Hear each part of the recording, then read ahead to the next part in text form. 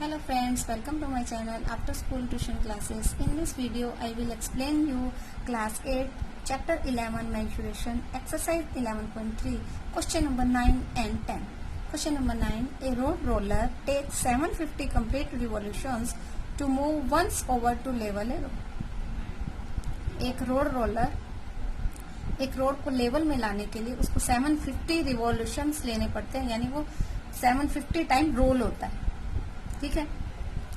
Find the area of the road. हमें find क्या करना है? रोड का एरिया फाइंड करना है. If the diameter of a road roller is 84 centimetre and length is 1 metre. अभी ये देखिए, जैसे ये रोड रोलर है, इसकी जो लेंथ यानी कि हाइट जो उसकी है 1 मीटर है और इसका डायमीटर 84 सेंटीमीटर में है. 1 सेंटीमीटर में और 1 मीटर में, तो हम इनको आपस में कन्वर्ट कर देंगे सोल्यूशन के टाइम.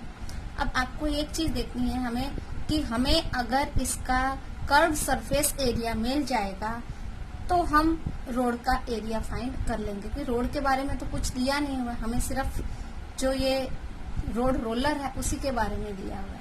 तो रोड रोलर कितना घूमता है, उतने जितनी बार वो घूमता है उसके अकॉर्डिंग हम इसका एरिया, रोड का एरिया फाइंड करेंगे. जैसे देखिए, ये एज्यूम करो कि ये एक रोड रोलर है. ठीक है. ये रेड लाइन से लेकर ये रेड लाइन तक वापस पूरा राउंड होके आता है, तो वो क्या हो जाएगा? ये पूरा उसका कर्व्ड सरफेस एरिया. यानी कि अगर हम इसका कर्व्ड सरफेस एरिया कैलकुलेट कर लेंगे, उसको हम 750 से मल्टीप्लाई कर देंगे तो रोड का एरिया आ जाएगा. जैसे ये देखिए, हम इसको थोड़ा सा मैं एग्जांपल के थ्रू आपको दिखाते. देखिए, यहाँ से स्टार्ट किया, ये देखिए यहाँ पे वापस आए, 1 राउंड हुआ, अगेन 2 राउंड, अगेन 3 राउंड, इसी तरह से राउंड लेता जाएगा. तो कितने राउंड लिए? 750. तो 750 में रोड का लेवल कंप्लीट होता है तो उसका एरिया आ जाएगा. इसलिए हम इसका, क्योंकि हमें टॉप, देखिए टॉप और बॉटम का तो लेना नहीं है, सिर्फ यही लेना है. ये देखिए, इसमें ना हमें टॉप की जरूरत है ना हमें बॉटम की जरूरत है, क्योंकि रोलर जो है वो सिर्फ कर्व सरफेस एरिया में ही रोल करेगा, साइडों से तो रोल नहीं करेगा, है ना टॉप से ना बॉटम से, जो इसके साइड है दोनों, वहां से रोल नहीं करेगा.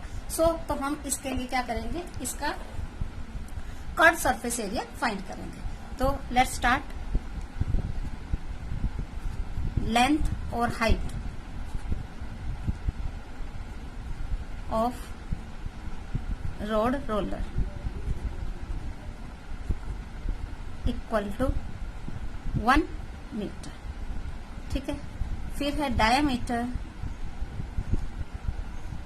ऑफ रोड रोलर, ये शॉर्ट में लिख दिया मैंने, इक्वल टू 84 सेंटीमीटर. अब इसको सेंटीमीटर को हम मीटर में कन्वर्ट कर लेंगे. We know that 1 metre equal to 100 centimetre. ठीक है. और 100 सेंटीमीटर इक्वल टू 1 मीटर. तो हम इसको किससे डिवाइड कर देंगे? मीटर में कन्वर्ट करना है तो हम 84 को 100 से डिवाइड कर देंगे. ठीक है. तो आ जाएगा आंसर हमारा 0.84. क्लियर है? सेंटी, ये मीटर में, अब मीटर में चेंज हो जाएगा क्योंकि 0.84 मीटर आ गया. अब डायमीटर से तो हम फार्मूला कैलकुलेट नहीं कर पाएंगे, डायमीटर पूरा दिया हुआ है, हमें क्या चाहिए? रेडियस. तो रेडियस क्या हो जाएगी? Radius equal to D/2. 0.84 upon 2 divide करेंगे तो 2 4 जा 8, 2 2 जा 4, 0.242 मीटर. क्लियर है? तो यहाँ तक ये हमारा आ गया. अब हमें क्या फाइंड करना है? Curved surface area of cylindrical road roller. Curved surface area, short में हम लिख सकते हैं CSA. ठीक है. ऑफ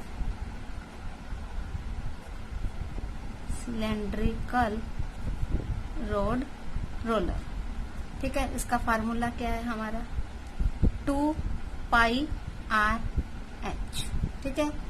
2 हमें मालूम है, पाई की वैल्यू भी हमें मालूम है, 22/7 इंटू R हमने अभी कैलकुलेट किया 0.42. ठीक है. H हमें दिया हुआ है 1 मीटर. क्लियर है? अब ये जहां कट शॉर्ट हो सकता है वहां हम कट शॉर्ट कर देंगे. ठीक है ना. 7 1 जा 7, 7 6 जा 42. ठीक है। लेकिन अब देखिए यहाँ 1 2 के बाद पॉइंट है, यहाँ 1 ही है, तो हम उससे पहले क्या एक 0 लगा देंगे और यहाँ पर भी 0, तो क्या आ जाएगा 0.06। ठीक है। अब इन तीनों को हमने मल्टीप्लाई कर लेना। 22 2 जा 44 मल्टीप्लाई बाय 0.6। ठीक है। 6 4 जा 24 2 6 4 जा 24 24 और 2 26। अब यहाँ देखिए 2 के बाद 1 2 के बाद पॉइंट है, तो हम राइट टू लेफ्ट की तरफ लेना है हमें। 1 2 यहाँ पे पॉइंट आ जाएगा, तो आंसर क्या आएगा 2.64 मीटर स्क्वायर।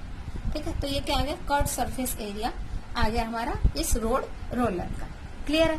अब हमें फाइंड क्या करना है, एरिया ऑफ रोड। फाइंड क्या करना है, area of road. Area of road equal to curve surface area of road roller multiply by 750। ठीक है। आप डायरेक्ट ऐसे भी लिख सकते हो और आप ऐसे भी लिख सकते हो। वन रिवोल्यूशन में मूव करता है 2.64, तो 750 में कितना मूव करेगा, ऐसे भी लिख सकते हो। लेकिन हमें एरिया पूछा तो हम डायरेक्ट ऐसे कर सकते हैं। तो हम क्या लिखेंगे 2.64 पॉइंट हाईलाइट होना चाहिए इंटू 750। ठीक है। अब यहाँ हम साइड में इसको मल्टीप्लाई करके देख लेंगे। 264 मल्टीप्लाई 750। यहाँ पॉइंट है, पॉइंट हमें लगाना ही है। ये 0 है, 0 हम इसको बाद में भी लगा सकते हैं, पहले करना चाहो तो कर सकते हैं। 0 0 0 5 4 जा 22 5 6 जा 30 और 2 32 3 5 2 जा 10 और 3 30। क्लियर। 1 0 अगेन 2 0 7 4 जा 28 2 7 6 जा 42 42 एंड 2 44 4 आ गया। 7 2 जा 14 और 4 80। अब इनको हमने क्या कर लेना, प्लस 0 0 8 प्लस 2 0 0 8 प्लस 2 10 1 4 प्लस 3 7 और 1 8 8 और 1 9 और 1। ठीक है। अब हमारे पास पॉइंट कहाँ है, 1 2 राइट टू लेफ्ट काउंट करना है। राइट टू लेफ्ट 1 2 के बाद पॉइंट लगाया तो ये 2 0 कट जाएंगे, तो हमारे पास आंसर क्या आ गया 1980 इक्वल टू 1980 मीटर स्क्वायर। तो हमारा आंसर क्या आएगा, यही आएगा। तो हम इसको किस तरह से लिखेंगे, so area of road equal to 1980 metre square. So that is our answer. Clear. Now question number 10। A company packages its milk powder in cylindrical container whose base has a diameter of 14 cm and height 20 cm. Company places a label around the surface of the container as shown in the figure. If the label is placed 2 cm from top and bottom, what is the area of the label? देखिए ये milk powder का container है, इसकी height दी हुई है 20 centimetre और इसका diameter दिया हुआ है 14 सेंटीमीटर। ठीक है। हमें जहां ये लेबल किया हुआ है, ये लेबल लिखा हुआ है पाउडर मिल्क, ये लेबल का ही सिर्फ हमें एरिया चाहिए।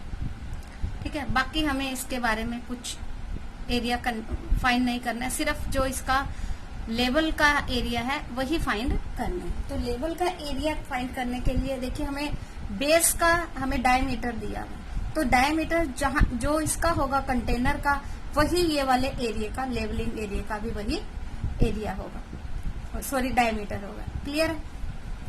तो यानी कि डायमीटर इसका 14 है, तो ये एरिया का भी डायमीटर क्या होगा 14 होगा। लेकिन हाइट देखिए आप, हाइट यहाँ 20 सेंटीमीटर दी हुई है टोटल, और यहाँ ऊपर से भी टॉप से 2 सेंटीमीटर छोड़कर लेवल स्टार्ट किया है और बॉटम से भी 2 सेंटीमीटर छोड़ के किया। यानी अगर 2 सेंटीमीटर दिए और ये 2 सेंटीमीटर को माइनस करेंगे तो टोटल ये कितना आएगा, क्योंकि यहाँ से लेके यहाँ तक कितना टोटल 20 है, 20 में से 2 और 2 माइनस कर देंगे तो हमारा ये आ जाएगा। यानी इसको हम यहाँ पर भी कर सकते हैं 20 - 2 + 2 20 -4 इक्वल टू 16 सेंटीमीटर। यानी इसकी हाइट क्या आएगी, लेवल की हाइट क्या आ जाएगी, 16 सेंटीमीटर आ जाएगी। ठीक है, तो अब हमें पूरे कंटेनर का फाइंड नहीं करना है, हमें सिर्फ जो लेवल है उसी का फाइंड करना है। तो लेट्स स्टार्ट।